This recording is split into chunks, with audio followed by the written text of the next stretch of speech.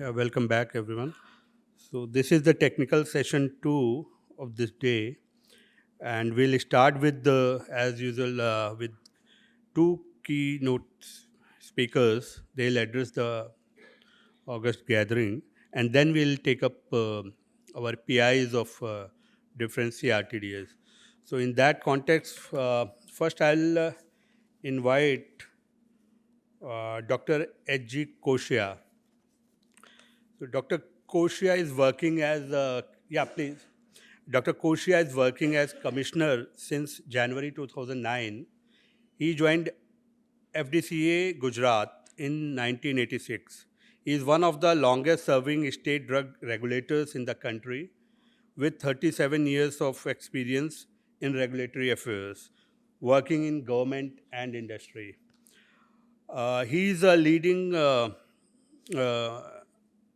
a cross-functional team of 1,500 diverse regulatory experts, and he's actively representing in many committees like Council of Experts of United States Pharmacopoeia, Drugs Technical Advisory Board, etc.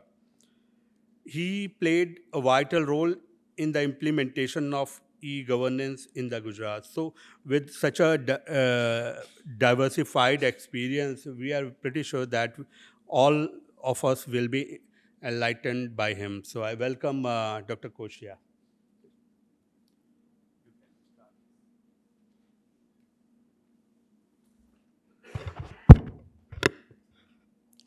Good afternoon, friends.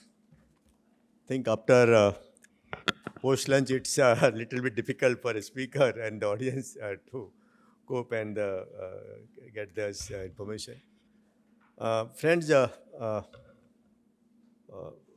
a regulator and we are regulating the pharma industry, food industry in the state of Gujarat and making sure that citizens get the safe food and the pharmaceuticals across the state.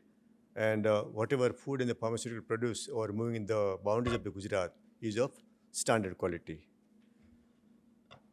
Gujarat is right now leading state so far pharmaceutical is concerned, healthcare is concerned, and I will focus on the particular pharmaceutical industry because I am regulating that industry. It's one of the important industry in healthcare sector. As you know, India is already established as a pharmacy of the world, and Gujarat is already shine out as a capital of that pharmacy. Almost India's one-third pharmaceutical production is happening in the state of Gujarat. Almost 28% pharma export is happening from the state of Gujarat, and we have a large number of the pharmaceutical industries. As of now, we have a 5,700 plus licensed manufacturer active in the state of Gujarat, which includes allopathic, almost 4,000, some Ayurvedic, almost 900, around 850 are the cosmetics, and 13 are actively engaged in the homeopathic manufacturings. And we have a large chain of the retail wholesale pharmacy, almost 52,500 plus retail pharmacy across the state of the Gujarat.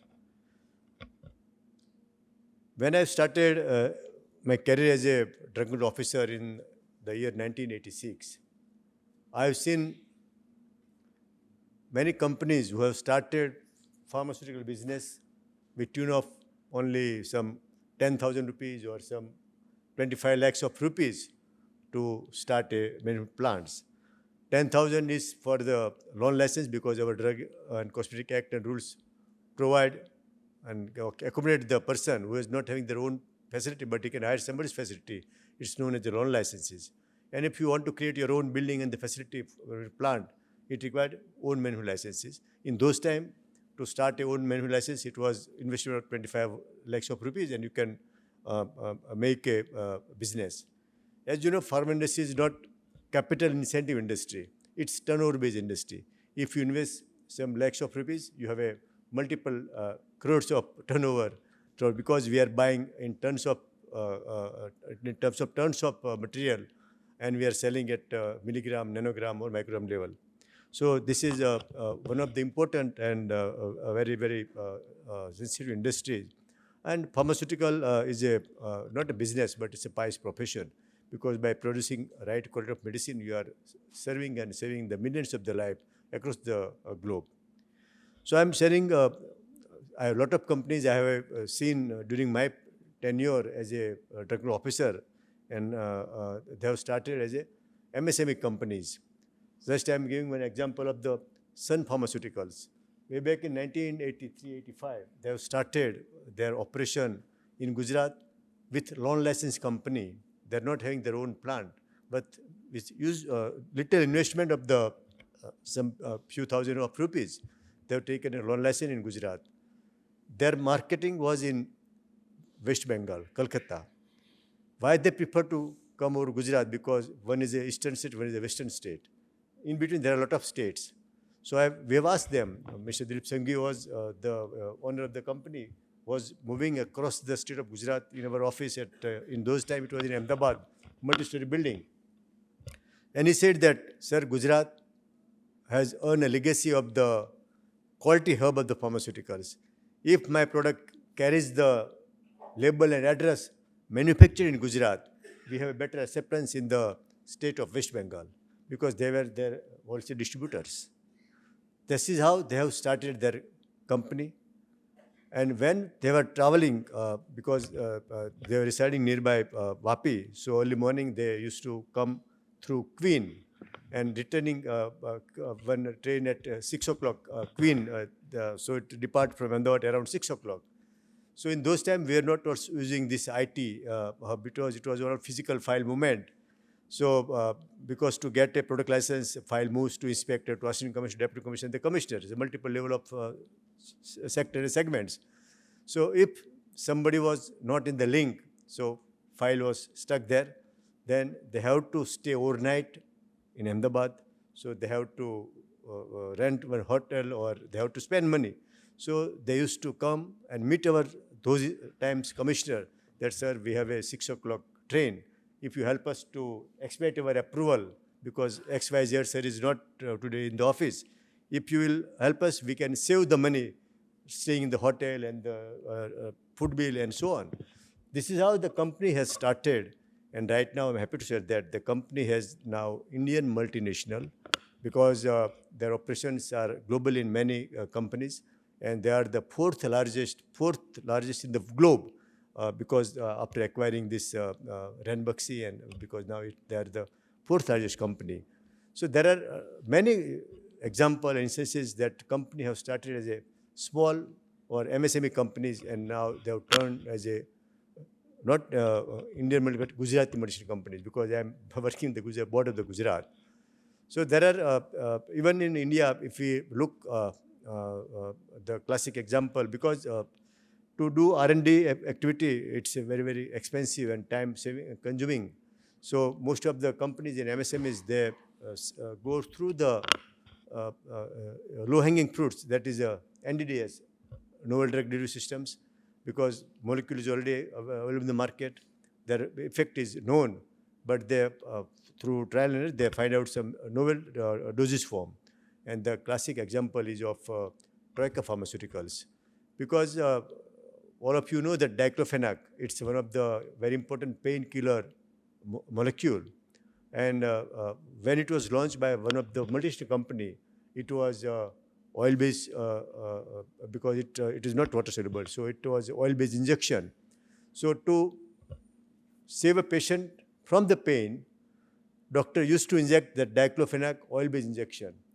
Once the oil-based injection is there, its injection itself painful. So to alleviating the pain, doctor inject the injection, it's again painful. So this Gujarat-based company, Troika, has come out with the innovative idea. They have developed Dynapar injection, this is the brand name of it. It's a water-soluble injection. And now they have a patent, including Europe, US, and India. And I think this is how the MSME also support the healthcare system in the country by way of new innovation and the ideas. Another classic example of recent, we faced this COVID time, Covaxin, that was collaboratively invented by the Bharat Biotech. Again, it's not micro, but it's a medium-scale pharmaceutical company. and they have come out, done excellent in the biotechnology field, and they developed the Covaxin vaccine, and which has saved millions of their life, not in the India but across the globe. So this is how the small, micro, and medium companies they are serving the nation and the globe, and to protect the public health. There are a lot of examples. Even if you look to the Dr. Reddy's laboratory, they also started as a small-scale laboratory. Even our own Gujarat-based company, the Zydus Healthcare, previously known as the Kerala Laboratories, they have started in a small room. They were simply manufacturing the gripe water. This is the dill water, which has an anticolic property. So when infant is crying, mother used to give that gripe water to release that inflammation in the stomach, and infant get silent because the relief of that pain. This is how that started with the caddy gripe water in those days. I'm talking about 1915 and 56, because Ramay Patel started this Kerala laboratory. And again, thanks to the institution, because early access to the knowledge is again advantage. Why Gujarat is established as one of the capital of the pharmacy of the world? Because in Gujarat, in 1947, LM College of Pharmacy has started and imparted the training and education in the pharmaceutical science, because there were hardly in 50s, there were hardly any company existing in the Gujarat. In those times, I think if you speak 100 years back, there were only two companies in India. One is LMB Chemicals in the western part, and eastern part, the West Bengal Chemicals. But right now, we have 10,000 plus companies operating across the nation. So this Kerala laboratory, again, they have grown. They have started Kerala laboratory. Even I have gone through one of my predecessors' book, the B.V. Patel, the first director of FDCA Gujarat, how they were approving the product licenses and how they were supporting the small companies. In those times, these antibiotics were not available. It was the era of the antibacterial drugs, that is the sulfa drugs, sulfa methoxazole, sulfa dimadol, and so on. So in those times, the Ciba Geigy, the multinational company, was marketing the Cibazole suspension. So Kerala has come out with the same formulation. So in those times, this trial and drug safety data were not, it was primitive. I'm talking about 1950 and 60s. So when the chemist of the Kerala laboratory come out with the Cibazole suspension, so the commissioner asked to get the leading brand from the market. So he used to get the Cibazole suspension, Ciba Geigy. So just you are physically comparing, because suspension is a sedimentation time. So Cibazole of the Ciba Geigy has a higher settlement time, and the product, Me Too product made by the Kerala laboratory have a little time to, because it is immediately settled it down. So in those times, the director, Mr. B. Patel, was used to tell the company, go and improve your formulation, make the sediment times equal to the brand available in the market. And this is how the regulator also helping the industries to further grow. And again, I'm happy to share that the Kerala laboratory, now it is a Zydus laboratory, Kerala Pharmaceuticals. Again, Zydus is one of the second largest pharmaceutical company of the state of Gujarat. And even we have a lot of examples. Intas, they have started with the small company. Even Torrent, Sudhirbhai Mehta and his father started with a small company. So there are a lot of companies, because they're not born with a silver spoon, because they have worked very hard. They put all the efforts, whatever they impart education for the pharmacy. Because right now in India also, there are a lot of companies, they have graduated from the LM College of Pharmacy. If you look to the Wakad, Habib Farakiwal, again is from the LM Pharmacy. If you look to the Plethuk operating in the MP, Mr. Prahlad Patel, again from the LM College of Pharmacy. So there are many examples, and right now we have in Gujarat itself, 65 plus pharmaceutical education imparting this education. So MSME has a huge potential.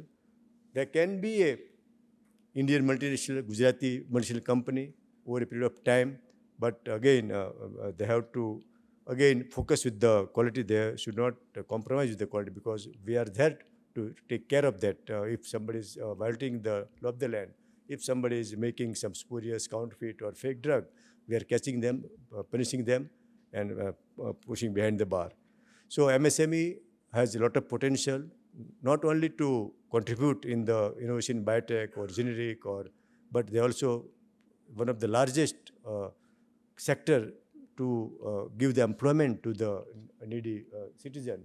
So again, MSME has a lot of potential, and I think in my career I have seen 100 plus MSMEs. They have grown as a Indian multinational or Gujarati multinational companies, and MSME has a bright future in the healthcare, especially the pharmaceuticals. Thank you for inviting me and sharing my thoughts with you. Thank you very much.